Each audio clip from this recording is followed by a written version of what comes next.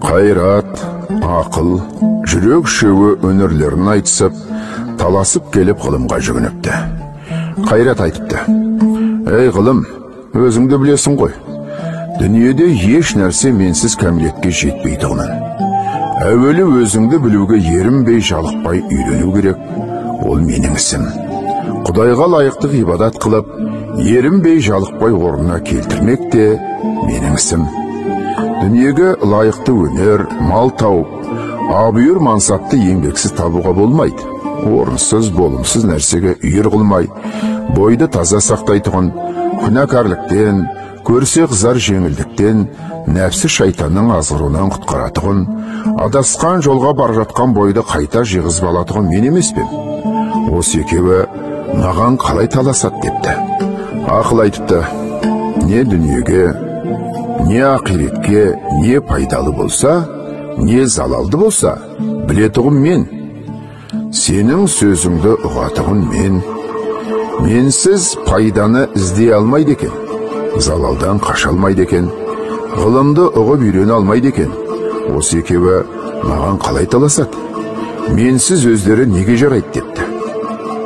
Онан соң жүрек айтыпты: мен адамның денесінің патшасымын. Қан менен тарайды, жан менде мекен қылады. Менсіз тірлік жоқ. Жұмсақ төсекте, жылы үйде тамағы тоқ жатқан кісіге төсексіз кедейдің, тоңып жүрген киімсіздің, тамақсыз аштың күй жайы қандай болып жатыр екен деп ойлатып, жанын аштып, ұйқысын ашылтып, төсегінде дөңбештетұғым мен. Үлкеннен ұят сақтап, кішіге рахым қылдыратұғым мен. Бірақ мені таза сақтай алмайды, ақырында қор болады. Мен таза болсам, адам баласын алаламаймын. Жақсылыққа елжіреп ерейтұғын мен.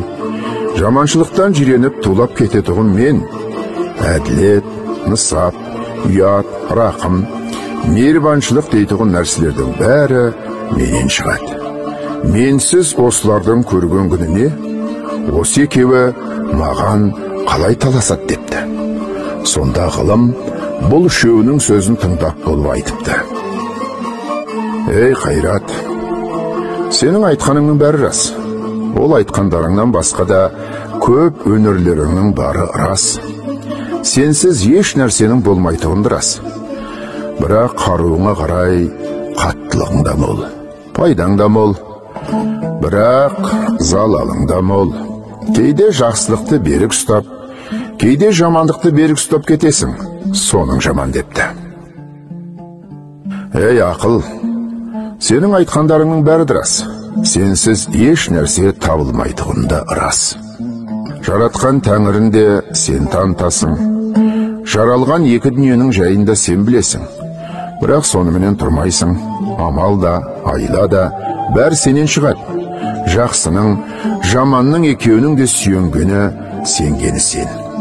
Екеуінің іздегенін тауып беріп жүрсің. Соның жаман депті. Сен шөңнің басыңды қоспақ менің ісім депті. Бірақ сонда билеуші әмірші жүрек болса жарайды. Ақыл сенің қырың көп, жүрек сенің сол көп қырыңа жүрмейді. Жақсылық айтқаныңа жаны діні құмар болады. Көмбек түгіл қуанады. Жаманшылық айтқаныңа ермейді. Ермек түгіл жиреніп, үйден қуып шығарады. Қайрат, сенің қаруың көп, күшің мол. Сені де еркіңе жібермейді. Орынды іске күшіңді аятпайды. Орынсыз жерге қолыңды босатпайды. Осы үшеуің басыңды қос, бәрінде жүрекке билет деп ұқтырып, айтушының аты ғылым екен. Осы үшеуің бір кісіде менің айтқанымдай табылсаңдар, табанның топырағы көзге сүртерлік қасиетті адам сол. Үшеуің ала болсаң, мен жүректі жақтадым. Құдайшылық сонда, қалпыңды таза сақта. Құдай тағала қалпыңа әрдайым қарайды деп кітаптың айтқаны осы депті.